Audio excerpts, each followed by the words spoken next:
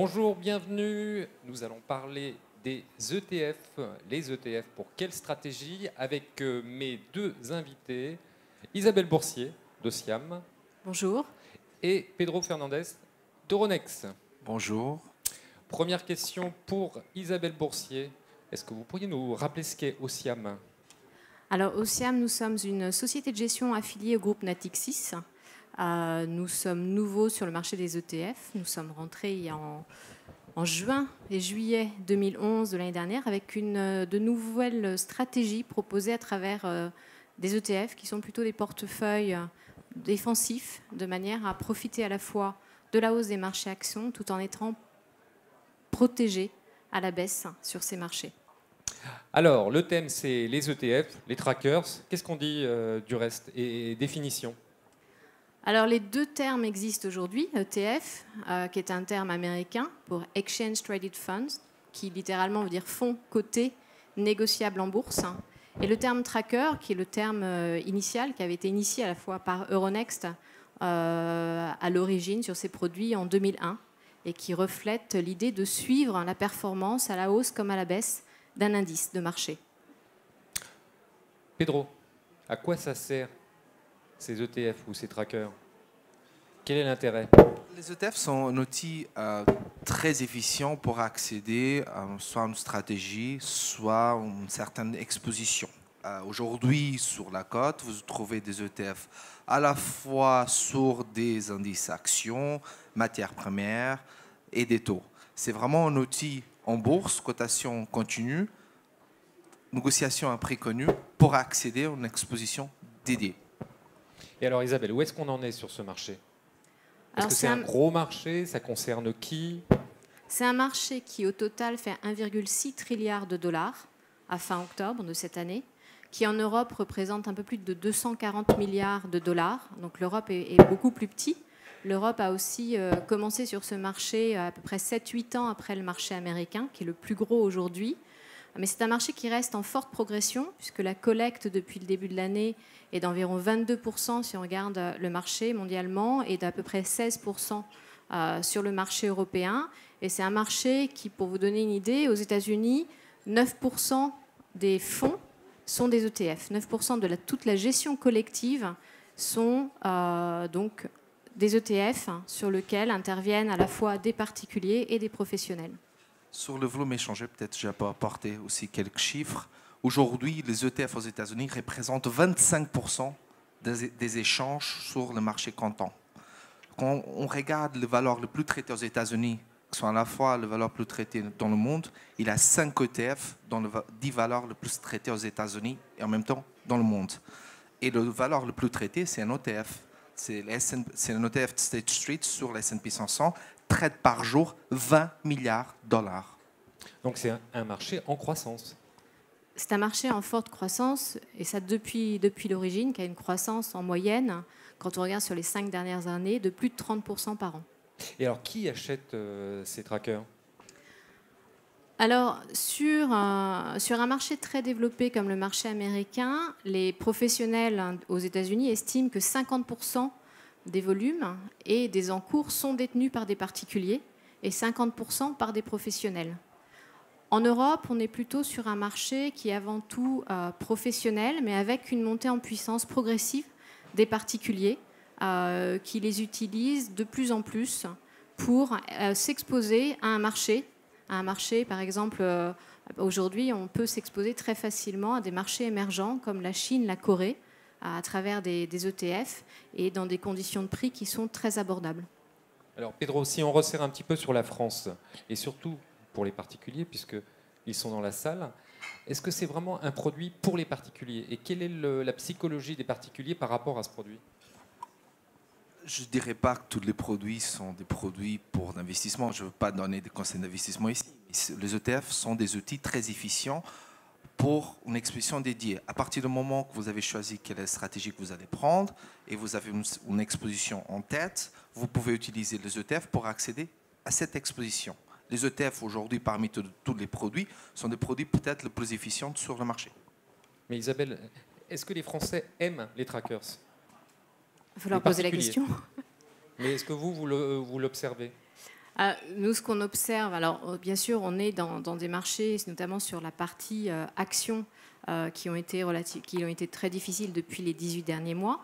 Et aujourd'hui, les actions et les ETF actions représentent quand même plus de 60% des encours sous gestion et des volumes en bourse. Donc il y a peut-être un peu moins de particuliers qu'il y a pu y avoir il y a quelques années. Moi, j'ai commencé sur ce marché dès 2001 avec le lancement des premiers ETF qu'on avait lancés donc avec Euronext sur le CAC 40. J'ai vu progressivement la montée des particuliers qui ont d'abord regardé l'ETF comme une solution alternative aux fonds qu'ils achetaient dans leur réseau en se disant c'est moins cher, c'est plus facile d'accès. Pourquoi est-ce que je vais continuer à acheter un fonds dans un réseau quand je peux avoir la même chose à travers un ETF qui me permet de répliquer le marché que je veux répliquer. Et progressivement, on a vu des particuliers plus tactiques, j'ai envie de dire, des gens qui veulent vraiment capter des mouvements à la hausse et à la baisse, s'intéresser aux ETF et rentrer sur des produits un peu plus sophistiqués, notamment pour pouvoir jouer des tendances de marché, pour pouvoir participer avec des leviers par moment à la hausse des marchés ou à la baisse des marchés, donc des particuliers de plus en plus sophistiqués et plus sous un aspect trading que sous un aspect investissement de long terme. Donc c'est un marché qui évolue et les particuliers qui sont sur ce marché, eux aussi ont tendance à évoluer dans leurs décisions d'achat, avec aussi les conditions de marché qu'on peut connaître et qui ont été très difficiles sur les 18 derniers mois. Alors, quelle est la différence entre le particulier français et le particulier américain? Pedro. Éducation. Oui, mais encore Ouais, il y a plusieurs choses. Parce qu'aux États-Unis, il y a déjà un marché. C'est beaucoup plus utilisé déjà. Oui, déjà, il y a beaucoup plus de particuliers Donc, qui est sur le marché. les particuliers le connaissent beaucoup Exactement. mieux, ce produit, aux États-Unis. Ils le connaissent mieux parce qu'ils ont souvent des conseillers en gestion de patrimoine qui les font intervenir sur ces produits, parce que ces conseillers en gestion de patrimoine travaillent en étant rémunérés sur l'encours détenu par ces particuliers, non pas par voie de rétrocession. Et il y a plus de particuliers aussi parce qu'il y a des enveloppes fiscales, notamment pour tout ce qui est gestion des retraites, qui sont favorables aux ETF. Donc beaucoup plus de particuliers, à la fois des particuliers qui vont les utiliser sur leur compte de e-broker classique pour capter les mouvements de marché, mais aussi beaucoup de particuliers qui les achètent en fonds de portefeuille dans le cadre d'investissements de long terme, dans le cadre de ces enveloppes fiscales spécifiques qui sont un petit peu l'équivalent du PERCO, si vous voulez, qui s'appelle le 401K, et qui ont contribué fortement au développement du marché des particuliers sur les ETF aux États-Unis. Pour revenir sur ce qu'Isabelle disait, c'est aussi des besoins différents. Aux États-Unis, c'est normal d'épargner pour sa retraite, pour l'éducation de ses enfants. Et encore une fois, un ETF est un outil privilégié pour ces stratégies d'épargne à long terme. Alors, je voudrais qu'on rentre un petit peu maintenant dans le détail des trackers, parce que c'est un marché qui est immense. Qu'est-ce que ça concerne comme classe d'actifs bien spécifiques? C'est des indices, c'est des actions, c'est quoi exactement? Alors, en fait, si on parle uniquement ETF, donc fonds cotés en bourse, la réglementation oblige que le fonds soit sur un indice diversifié. Aujourd'hui, vous avez une offre à la fois sur les actions, qui fait à peu près 60% du marché, les matières premières, qui représentent un peu plus de 22% du marché, et les obligations, avec une forte augmentation depuis quelques années de l'offre pour intervenir sur des paniers diversifiés d'obligations d'entreprise et qui ont eu un énorme succès, peut-être plus particulièrement auprès des professionnels, auprès des institutionnels qui allaient chercher du rendement. Et donc on a accès à toutes les classes d'actifs. Mais encore une fois, c'est des classes d'actifs de façon diversifiée. Il y a toujours un panier diversifié. Aujourd'hui, vous trouvez certains produits sur le marché qui sont associés à des ETF, qui donnent accès à des matières premières uniques, type l'or, le pétrole, mais qui ne sont pas forcément des ETF. Le ETF, c'est toujours un panier diversifié en Europe. Oui, mais quels sont les plus traités? Parce que moi, j'ai l'impression, je connais le tracker CAC 40, mais est-ce qu'il y a autre chose? On joue taquine, là. Hein. Il y a bien sûr le CAC 40, tout le monde connaît le CAC 40, c'est un outil privilégié d'investissement, mais vous avez aussi les pays émergents, on parlait tout à l'heure du Brésil, la Chine, la Russie. Vous avez aujourd'hui, à travers des ETF, vous pouvez accéder sur la partie action à des régions, à toutes les régions dans le monde. Puis il y a aussi tout ce qu'on appelle ETF de stratégie. ETF de stratégie, ça c'est une définition qui a été donnée par le régulateur français, l'AMF, qui qualifie tout indice qui n'est pas l'indice standard de marché comme un indice de stratégie.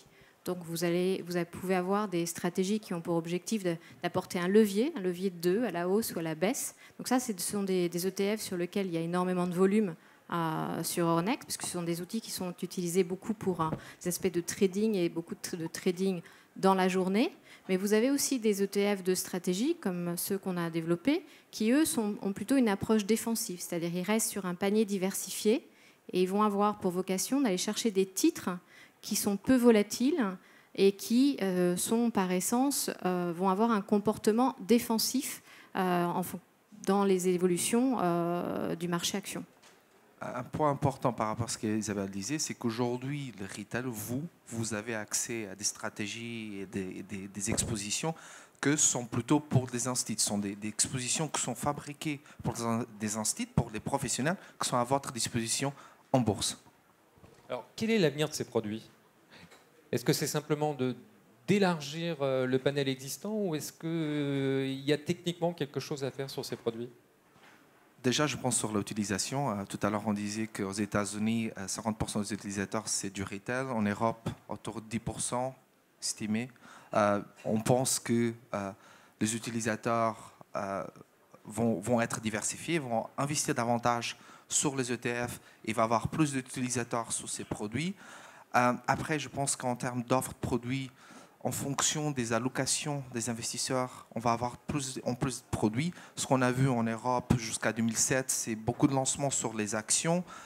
Il y a eu une rotation d'actifs. Les investisseurs ont commencé à regarder les marchés taux, beaucoup de lancements sur des ETF taux. Et en fonction de la rotation des investisseurs, on va avoir en face des produits qui vont satisfaire la demande. Isabelle? Alors, c'est un marché qui devrait continuer à croître parce que le nombre d'utilisateurs continue à croître. Pedro, tout à l'heure, a parlé d'éducation. Et c'est vrai qu'il y a un besoin d'éducation, alors pas uniquement auprès des particuliers, mais également auprès des professionnels, tant sur la façon d'utiliser les produits que sur les différents types de produits qui peuvent être montés et commercialisés sous la forme d'ETF.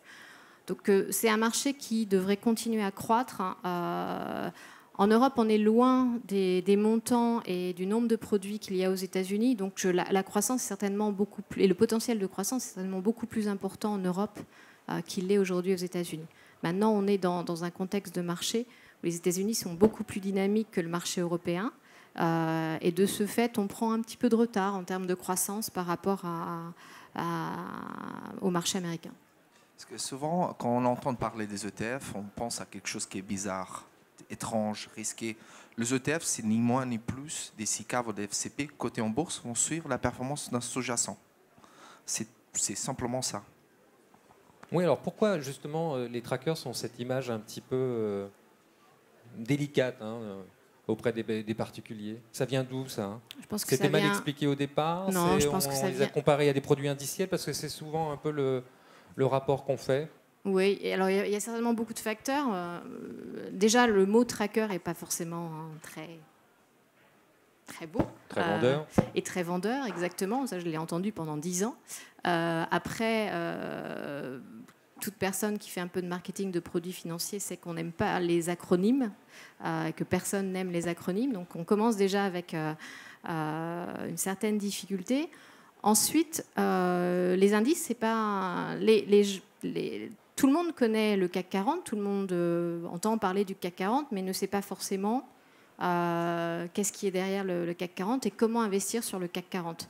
Et ce produit a permis un fort développement dans l'investissement dans les entreprises qui composent le CAC 40 par le biais de ces produits financiers. Et c'est souvent pas perçu comme tel, c'est plus perçu comme un produit qui permet de jouer des tendances plus que comme un produit d'investissement en tant que tel.